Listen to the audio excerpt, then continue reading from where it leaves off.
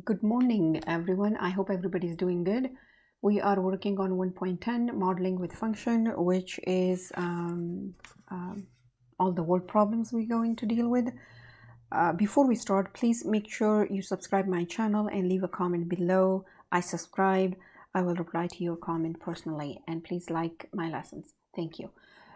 Modeling with functions, like we deal with word problems, like many real world problems involve excuse me, many real world problems involve constructing mathematical models that are functions. In constructing such a function, we must be able to translate a verbal description, this is a verbal description, into mathematical representation. That is a mathematical model. Now, what I just said, you're going to read a question several times, then read each sentence very carefully and change every sentence into mathematical representation. Okay, like change it into math if you can. If you can't, that's okay. Okay, just move on and see wherever you can change it, change it. So let's read this. You are choosing between two texting plans. Plan A has a monthly fee of $15 with a charge of 8 cents per text. Plan B has a monthly fee of $3 with a charge of 12 cents per text. Express the monthly cost for Plan A, F as a function of the number of text messages in a month, X. So I read the question.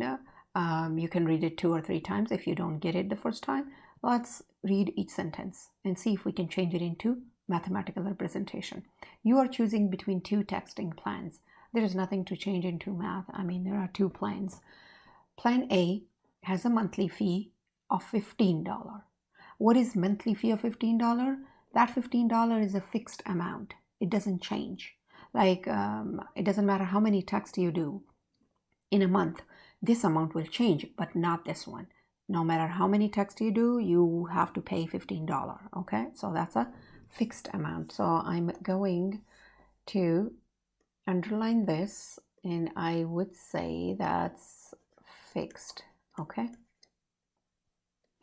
Now, 0.08, which means 8 cents per text. This per is important. Per means always multiplication. This multiplication is between what? 8 cents in a text. What is text? If you read the whole question, this X is a text. See, as a function of the number of text messages in a month. So this is my text messages. So, which means 8 times X.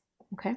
So let's do the plan A first, and they said use a function f. So f of x, right? F of x equal $15 is a fixed amount. That's my per text. So anything with the variable, I always put it first because I have in my head y equal mx plus b. So slope with the x always comes first, and that's what I'm going in order. So 0.08x plus 15. Okay, this 15 is a fixed amount that we talked about, monthly fee. Okay, so I'm done with this part, plan A, and I'm going to write this. That's plan A. Let's go back to the next one. Express the monthly cost for plan B, G as a function of number of text messages in a month. Everything else is the same, but now we are doing plan B, X, and G. So it means I'm going to do G of X. Okay, so read the question again. Plan B has a monthly fee of $3 and a charge of 12 cents per text. So it's 12x plus 3. And this is my plan B. Okay, let's go back for the next. For how many text messages? For how many text messages, which means they are looking for X, will the cost of the 2 plans be the same? Same always means the 2 plans, like A and B I'm talking about, be the same means equal. They're equal each other.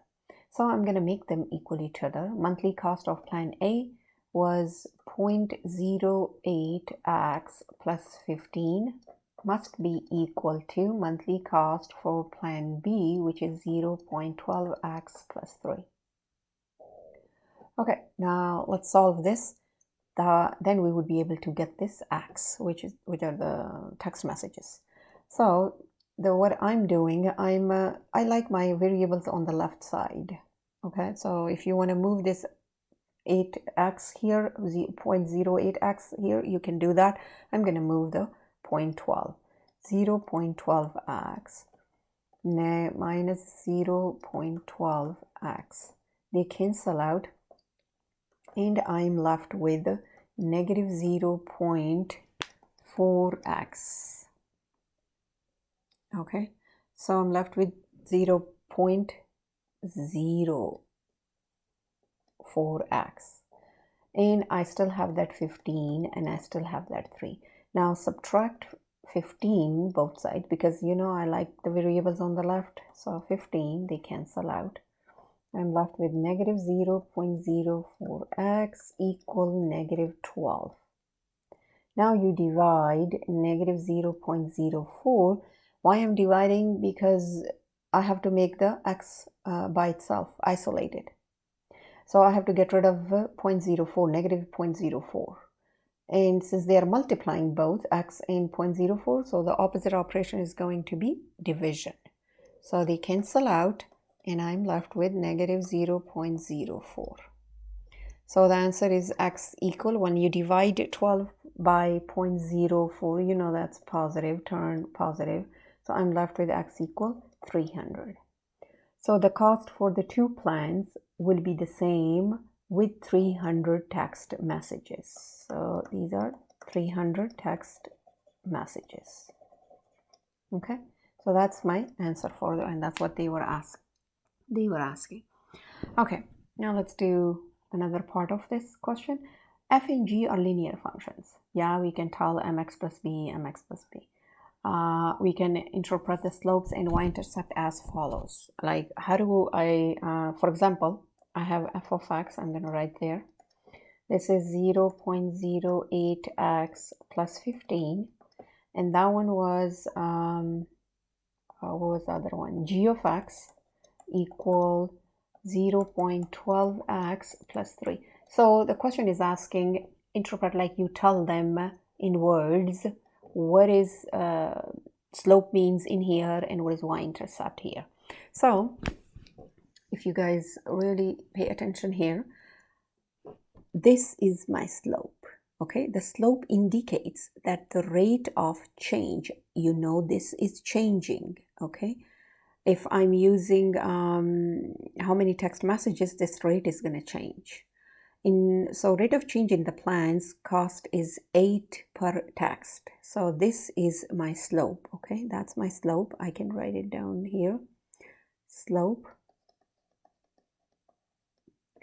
indicates the rate of change.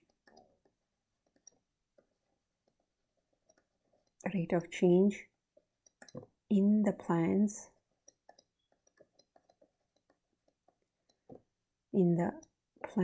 cost is 8 cents. I'm going to write $sign here per text. There. Okay, so then what is y-intercept? This is my y-intercept. Y-intercept is always something, it's a starting cost, it's a fixed amount, doesn't change, initial amount, whatever words you want to use them. Okay, so this is my y-intercept, this 15. Y-intercept, which is my starting cost.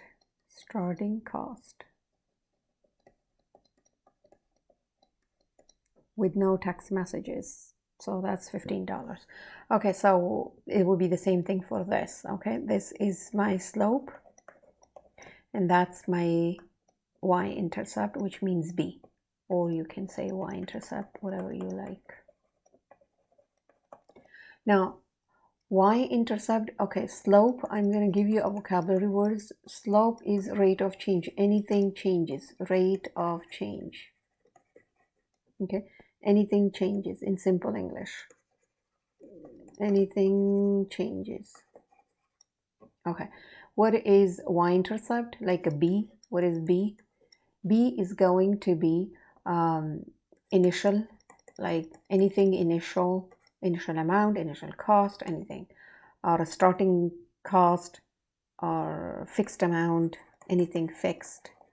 That will be your y-intercept. So if you see these words, that's what it means, and you can translate your word problem. Okay, let's do another question. I have this.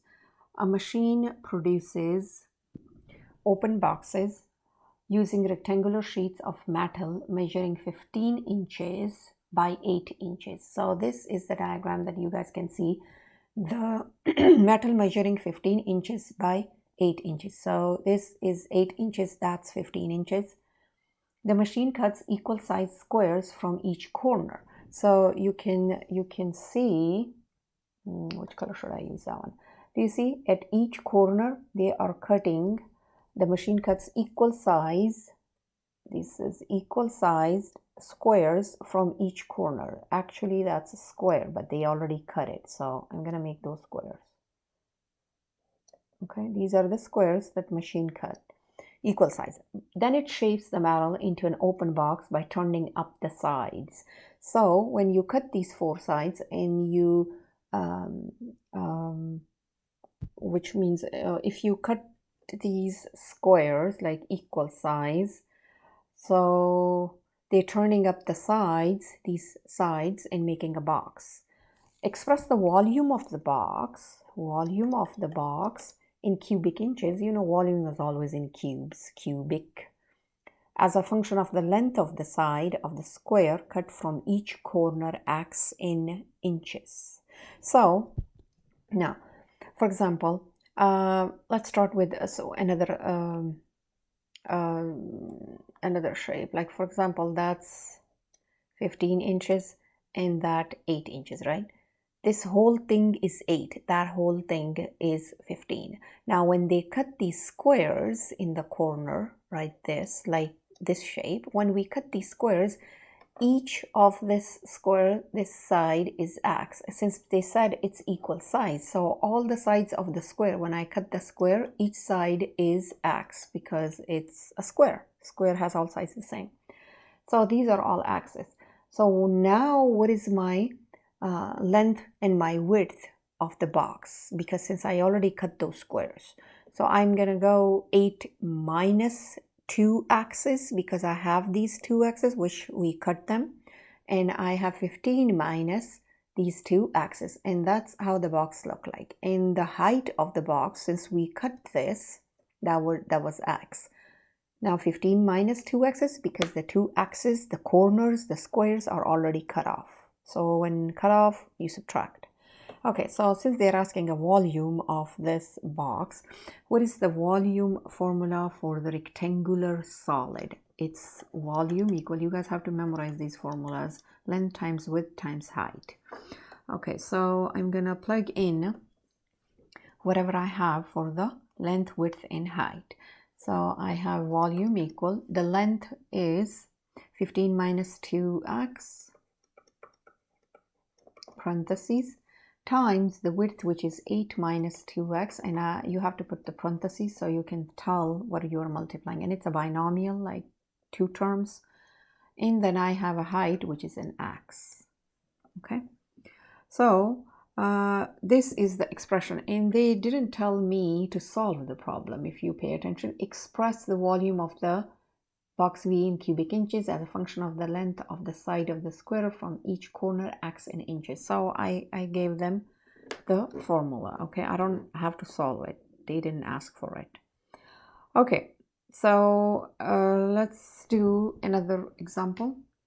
You have 200 feet of fencing to enclose a rectangular garden. Express the area of the garden A as a function of one of its dimensions, x. So that's the garden, that's x, is a width, that's length is y. And you have 200 feet of fencing enclosed. So this fencing is 200. You know, around the shape, whatever you have is your perimeter. So this is your P. Okay, so P is equal 200 feet. Now, the question is asking, express the area of the garden area of the garden A as a function of one of its dimensions x. Again, I'm expressing the area. They didn't ask me to solve the find the area, so I just need an equation for it. So you know, area of a rectangle is length times width. But if you pay attention, I do have length, which is a y, and width, but actually these are variables. Like, I don't have real numbers or anything. So to get those length and width, instead of length and width, I'm going to use x and y because they are already marked. So I'm going to use x and y. So I have to get this x and y using my parameter formula. So that's why they gave me parameter 200, so I can find the x and y's. So let's use a parameter formula. Parameter means I'll add all the sides. Since I have 2 length and 2 widths, so I'm going to say 2x plus 2y. That's my parameter formula. I already know p is given, which is 200. And I have 2x plus 2y, and I do not have x and y's at all. So let's make one of the variable by itself, like isolated. Let's do y. So I'm gonna subtract 2x. I'm gonna subtract 2x, and these are not like terms, so I'm gonna keep them as it is. 200 minus 2x equal 2y. Now you divide everything by 2. So I can isolate my y. I can rewrite this here. Y equal, simplify, you simplify, it's gonna give me, okay, that's 2x. It's gonna give me 200 minus 2x, right, over 2. Since I'm dividing by 2 everything. Now you can simplify that further. You can say y equal 100 minus x. Since I simplify, that's 100 and that's 1. So that's what I got, 100 minus x. So what is my y? Y is 100 minus x. Okay. Now, what else we need? For the x, we can figure it out that now since we have the same variables right there. So I'm gonna plug in this y value in my area equation, which is a equal, x is gonna stay as an x, and y we replace it with 100 minus x. Okay, so that's what I got. Now what else I can do here? So since they said express the area of the garden A, like just express it like just an equation, not find the area. So I'm going to go A equal, I can solve this further. It's going to give me 100x minus x squared. I distributed x with both of them. And that's my equation for the area. And for the units, you can write feet, square feet, since this is area. So the area is always square feet. So that's how we figured out that one. Okay, so now I can, if you really need help with word problems, guys, like really the basic even, then go to my playlist, basic math and pre-algebra, and there would be unit 2, which I will be uploading really soon. I mean, probably today, or I will upload it. So I will check for that, and that one is really explaining in detail how to do word problems. Okay, if you still have issues with it, please like my lessons. Thank you so much, and subscribe.